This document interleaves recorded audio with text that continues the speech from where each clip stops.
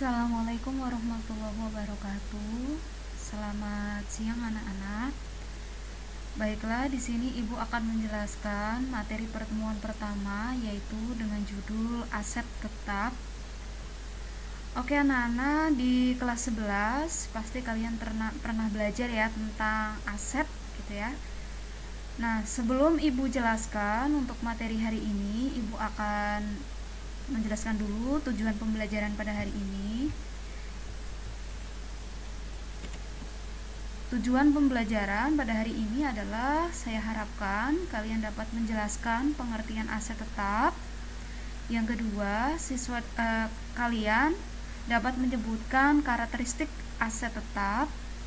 Jadi ada dua ya untuk materi pertemuan hari ini. Kalian dapat menjelaskan pengertian aset tetap, dan yang kedua adalah menyebutkan karakteristik aset tetap. Di sini anak-anak ada yang pernah dengar aset tetap ya? Di rumah punya motor nggak? Mobil, mesin, atau mungkin gedung? Pasti pernah dengar ya. Nah, itu adalah contoh bagian dari aset tetap. Nah, kita mulai ya pengertian aset tetap. Sebelum ke pengertian apa itu aset tetap, kita belajar dulu tentang pengertian aset gitu ya. Jadi di dalam perusahaan, di dalam akuntansi, kekayaan perusahaan itu meliputi yang namanya aset. Aset itu berupa aset tetap, aset lancar, atau aset tak berwujud. Nah, pada hari ini kita bahas dulu apa itu aset. Aset atau disebut juga dengan aktiva. Jadi aset itu adalah sumber daya yang dimiliki oleh perusahaan untuk melakukan operasional gitu ya. Jadi apa yang dimiliki oleh perusahaan itu namanya adalah aset gitu ya. Contohnya bisa berupa uang, gedung, piutang gitu ya, persediaan ya, itu namanya aset gitu ya.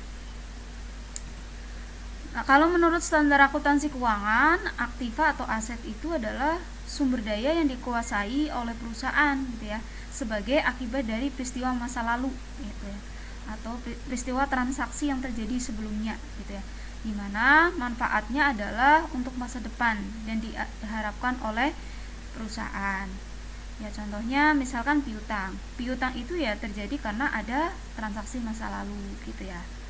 Nah, itu adalah pengertian aset atau aktiva. Nah, selanjutnya adalah aset tetap atau bahasa akuntansinya adalah fixed asset. Aset tetap atau fixed asset. Jadi kalau menurut PSAK, aset tetap itu adalah aset yang berwujud, didapat atau diperoleh dengan kondisi siap pakai gitu ya, atau dibangun terlebih dahulu yang akan dilakukan untuk aktivitas perusahaan, dan digarisbawahi tidak ditujukan dijual kembali gitu ya. Misalkan mobil kalau dia jenis perusahaannya adalah misalkan dealer, itu berarti bukan aset tetap tapi persediaan gitu ya. Intinya kalau dijual kembali ya bukan aset tetap gitu ya. Jadi tidak dijual kembali dalam rangka aktivitas normal perusahaan. Dan aset tetap ini memiliki umur ekonomi lebih dari 1 tahun atau lebih dari 1 periode. Misalkan nih peralatan biasanya digunakan pasti lebih dari 1 tahun. Mesin, kendaraan, bangunan gitu ya. Jadi umur ekonomisnya adalah lebih dari 1 tahun gitu ya. Nah, selanjutnya adalah karakteristik aset tetap. Jadi karakteristik itu adalah ciri khas gitu ya, ciri khas dari aset tetap. Yang pertama, mempunyai wujud atau fisik, artinya bisa kita lihat, bisa kita raba gitu ya. Itu namanya aset tetap gitu ya. Dilihat, diraba gitu ya. Intinya kita bisa melihat secara fisik gitu ya.